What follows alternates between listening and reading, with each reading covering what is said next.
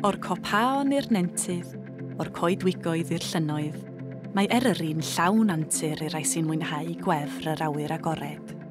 Ac mae yna ddigon i gyflymu calon unrhyw un yng nghanolfan Coed y Brenin ger Dolgella. Rwy'n iawn da, good afternoon, Coed y Brenin. Fy enw i di Sioned Wyn. Fi sydd yn gyfrifol am roi gwybodaeth allan i ymwelwyr sydd yn galw hefo ni ynglyn â'r hyn sgynnon ni gynnig yma fel canolfan, gan bod ni yn cynnig 8 math o gwahanol llwybrau beicio, llwybrau rhedag a hefyd llawer o lwybrau cerdded. 5 mlynedd ar 20 yn ôl, nath fatha'r chwyldro beicio mynydd ma ddechrau, ac yma yn coedwig Coed y Brenin ddechreuodd o. Hon oedd y goedwig gyntaf i gael ei sefydlu fel lle i ddatblygu llwybrau beicio mynydd pwrpasol ym Mhrydain. Mae o yn sicr yn helpu bod ni rhan o Barc Cenedlaethol Eryri, achos yn amlwg mae hwnnw yn barc sydd yn hynod o boblogaidd, ac wrth gwrs gan bod ni'n ganol o, mae pobl yn teddu ddod o hyd i ni, a maen nhw'n dod yma, a wedyn wrth gwrs tra maen nhw yma, maen nhw'n holi ni am lefydd eraill i fynd o fewn y parc, rydyn nhw fynd i ymweld â.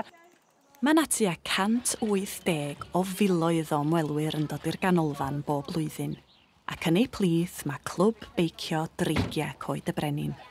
Clwb i blant a phobl ifanc sy'n cael ei redeg gyn griw ffyddlon o wirfoddolwyr.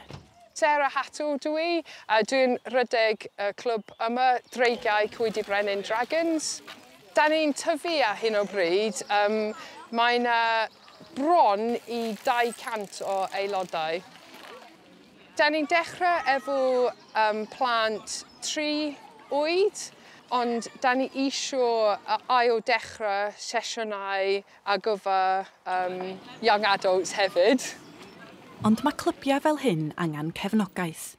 A dyna mae Sian Williams, swyddog gwirfoddoli y Bartneriaeth Awyr Agored, yn medru gynnig i'r dreigiau a chlybiau eraill o fewn y parc.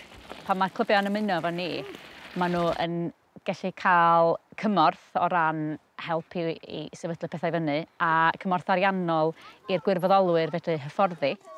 Mae unrhyw glwb yn ddibynnol ar mwy na un person. Mae rhaid iddo fod yn griw i wneud o'n gynaliadwy, a mae hynny'n rhywbeth da ni'n trio annog clybiau i gymryd bob cymorth a trio cael gymaint o bobl i fewn i helpu nhw o fedra nhw, achos fedar neb gynnal rhywbeth am hir ar ben ei hunan, a wedyn mae jyst yr rhwydwaith at yn ôl yn nhw'n mor bwysig.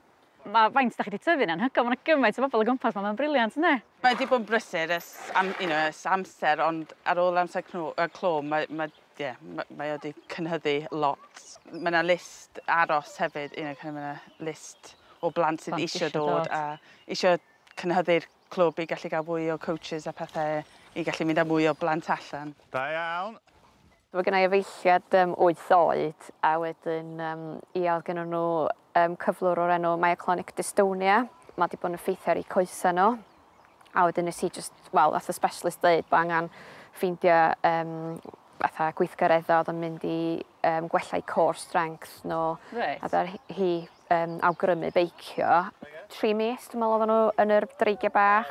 Wedyn athon ni ar reid teulu hefo'r clwb ac ddaru nhw dweud, maen nhw'n digon cry wan i fynd i'r grŵp nesaf, lle oedden nhw'n mynd off am awr a hanner trwy'r coed a dysgu, a ges i'n bach o sioc bod o fewn 3 mis, be oedden nhw wedi gallu neud. Mae wedi bod peth gorau dwi wedi neud oedden nhw yma. A mae jyst i roi hyder iddyn nhw efo pob peth. Mae bobl yn teithio i fama o fel Birmingham am y diwrnod, a dyn ni mor lwcus i gael o fewn fatha hanner awr, 3 chwarter. Mae'n bwysig bod ni'n rhoi y cyfleoedd na dydy fel i'r plant, i bobl lleol, fel bod nhw'n gweld be maen nhw'n gallu gwneud heb orod teithio. Dyma un o'r rhesymau ar i'r Bartneriaeth gael ei sefydlu dros 15 mlynedd yn ôl oedd i drio annog a denu mwy o bobl leol i ddefnyddio'r cae chwarae maen nhw'n byw yn ei ganol o.